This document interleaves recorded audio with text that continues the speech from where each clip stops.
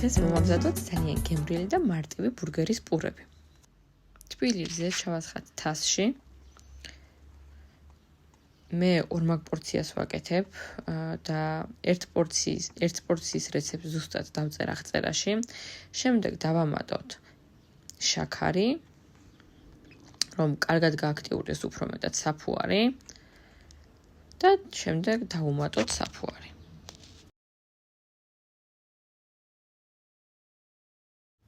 ამოურიეთ და კარგად გახსენით საფუარი და შაქარი და შემდეგ დავუმატოთ ფქვილის ნახევარი.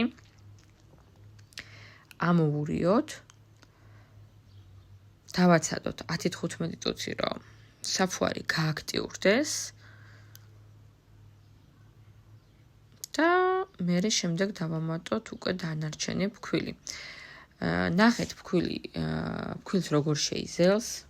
შეიძლება მითითებულზე ნაკლები დასჭირდეს, ან მითითებულზე მეტი. მე ბოლოს გაჩვენებთ როგორი სისქის და სტრუქტურის უნდა იყოს ცომი და იმის მიხედვით უკვე მიხვდებით.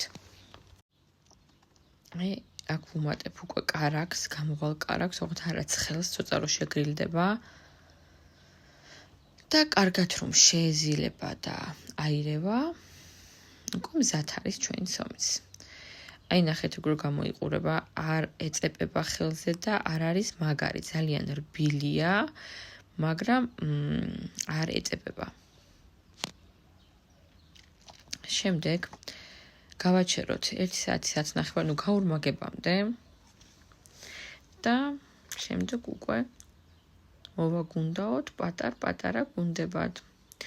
მე 200 გრამი ავიღე, თუმცა თქვენ რა ზომაც გნებავთ, თქვენი სრულისამებრ შეგიძლიათ რომ გაზომოთ და აწონოთ.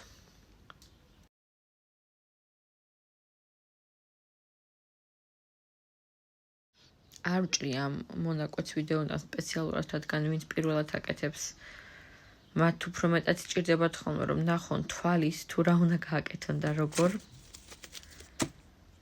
და ამიტომ არ ვჭრი ამ მონაკვეთებს. ვცდილობ რომ ავაჩქარო, რომ მოსაბეზრებელი არ იყოს. აი ასეთნაირად მოვუმგვალოთ. ცოტა დავაწვეთ ზემოდან და დავპრესოთ, რომ ძალიან მაღალი არ იყოს, მხოლოდ და მხოლოდ სიგანიშიც რო გავიდეს. და დავაცადოთ 1-20 წუთით 9 საათი. შემდეგ აიქაც ეთყობა რომ დავაწექი, როდესაც უკვე ლანგარზე გადავიტანე, საცხობ ფორმაზე.